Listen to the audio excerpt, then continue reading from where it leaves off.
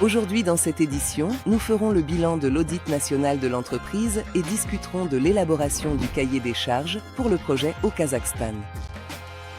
Nous vous présenterons des détails exclusifs sur la ligne d'alimentation en Indonésie et nous expliquerons également dans quel but une délégation de l'université technique a visité le bureau de UST. Voici les principaux événements de UST Inc. Et maintenant, plus de détails sur chacun de ces sujets. L'élaboration de l'étude de faisabilité pour le complexe de transport et d'infrastructure UST au Kazakhstan est terminée. Selon le projet, les points de Kaskelen et Barlik seront reliés par une voie ferrée à 2 voies sur câble d'une longueur de près de 12 km. Le complexe comprendra 4 stations passagers, 3 centres de services et d'autres infrastructures nécessaires. Pour le transport, une flotte de 50 unimobiles locaux Karat sera constituée. Après la mise en service de la ligne, le temps de trajet entre les stations mentionnées à Almaty passera de 60 à 12 minutes. La vitesse moyenne du transport à câble sera d'environ 70 km/h. Pour Almaty et la région d'Almaty, le projet de création du complexe de transport et d'infrastructure passagers UST constitue un moyen efficace de résoudre les problèmes et défis actuels du transport de passagers.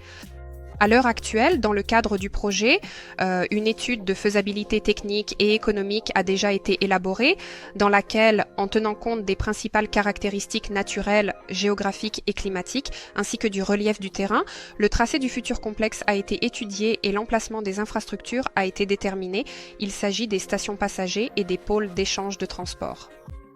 Après l'approbation par les autorités régionales des paramètres du futur complexe, proposés dans le cadre de cette étude de faisabilité technique et économique, il sera alors possible de passer à la formalisation des relations contractuelles entre les parties et directement à l'élaboration de la documentation de conception et d'ingénierie.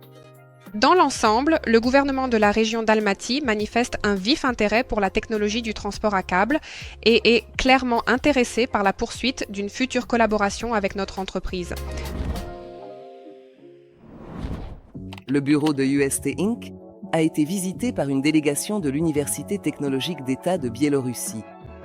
La délégation comprenait le recteur Sergueï Kasperovitch ainsi que les responsables des départements spécialisés de l'université. Le thème de la rencontre portait sur la découverte des projets et développement de l'entreprise, les domaines d'application et les perspectives de développement du complexe UST. À l'issue de la réunion, les parties ont discuté des questions clés de la coopération et ont défini les axes d'une collaboration future. Nous avons reçu la visite d'une délégation de l'Université technologique d'État de Biélorussie, menée par le recteur Kasperovitch. Ils ont visité notre département de biotechnologie, le département d'architecture ainsi que plusieurs bureaux d'études. Une attention particulière a été accordée à la participation des étudiants de l'université à notre concours international de travaux scientifiques et d'ingénierie. Le contrôle des états financiers de l'entreprise a été achevé, conformément à la loi de la République de Biélorussie sur l'activité d'audit et aux normes nationales. À l'issue de l'audit, il a été confirmé que les états comptables de l'entreprise sont fiables et reflètent, dans leurs aspects essentiels, sa situation financière au 31 décembre 2025. Les résultats financiers de l'activité et les variations des indicateurs financiers, y compris les flux de trésorerie pour l'exercice, sont présentés en totale conformité avec les exigences de la législation de la République de Biélorussie. Selon les résultats de l'activité de l'entreprise pour l'année 2025, le chiffre d'affaires provenant de la réalisation des projets a augmenté de près de 65% par rapport à l'année 24. Cette croissance est principalement liée à l'expansion des développements d'ingénierie, à la préparation de nouvelles solutions de transport et à l'augmentation du volume de la conception. L'audit confirme une fois de plus la transition de l'entreprise du stade de démonstration à l'implémentation industrielle des technologies. Unitsky Nusantara Technologies promeut en Indonésie une ligne de transport à câble d'alimentation dans l'agglomération de Depok.